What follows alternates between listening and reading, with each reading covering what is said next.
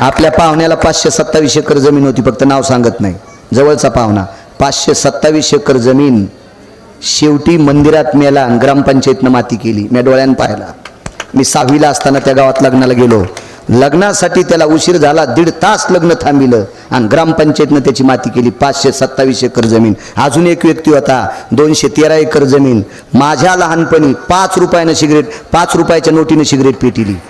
5 रुपयाच्या नोटीनं सिगरेट पेटिली. 5 रुपयाच्या नोटीनं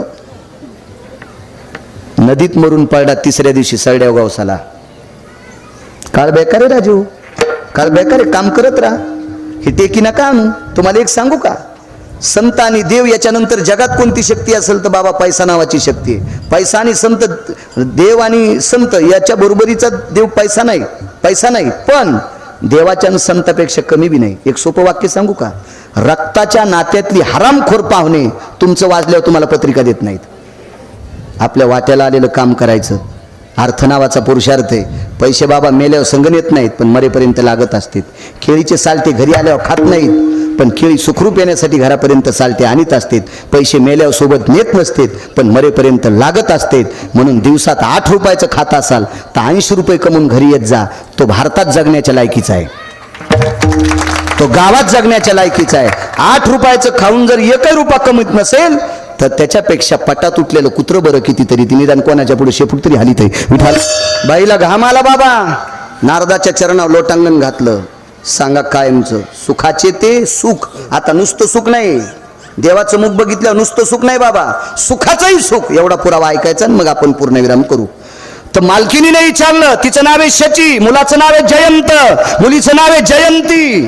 काय वैभव, सोन्याची पुरी राहला.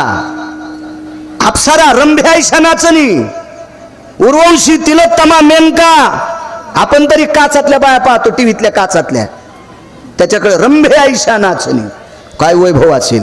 चिंतामणीच्या सडका होत्या, कल्पतरूची उद्यानं होती, कामधेनूची खिल्लार होते. एवढा मोठा वैभवशाली. आणि त्याच्या बायकोला तूर कापायला याचे अण्णा रोळगावला.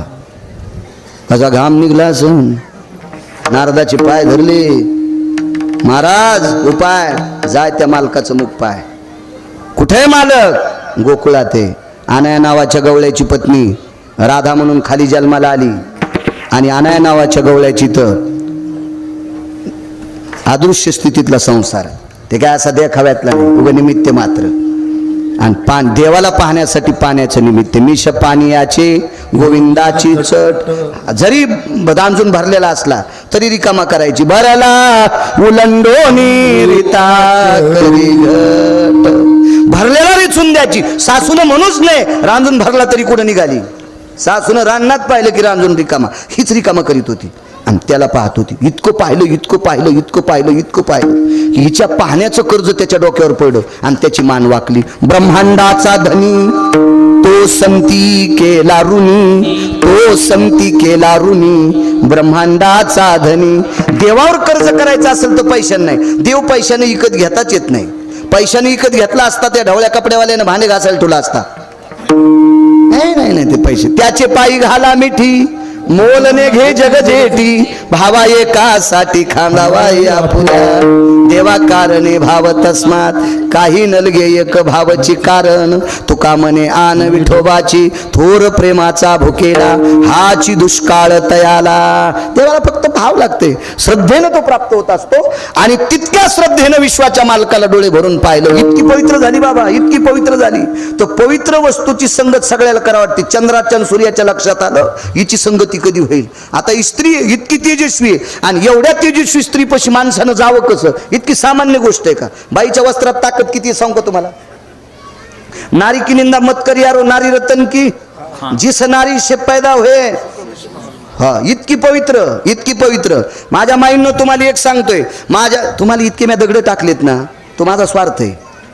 कारण मी ज्या संप्रदायाच्या नावानं भाकरी खातो त्या संप्रदायाने तुम्हाला श्रीमंत पदवी दिली, राज्य, राणी व संपत्ती.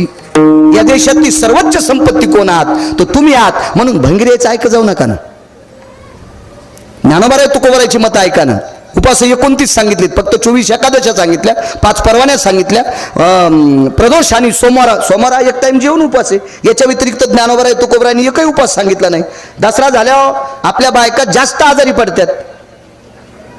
जास्त आजारी आणि काही सोंग नवरात्रात म्हणे भेंडर चलत येत देवी मेंढी आहे का देवी काही सोंग काही सोंग काही सोंग हे असं काही सांगितलं नाही काही ऐकायचं नाही अशा काही चुकीच्या गोष्टी अद्याप नाही हे पण लई पागल झालेत काही काही हे तरुण पोरं पण नवरात्रात चप्पल घालायचे नाही बाजाव बसायचे नाही 9 दिवस उपास धरते ना दसरा झाल्यावर घोरपडी धरीत देवीच्या गोळ्या संपल्या का तुमचं कल्याण कराल ती गोळ्या घालीन तुम्हाला विठाला विठाला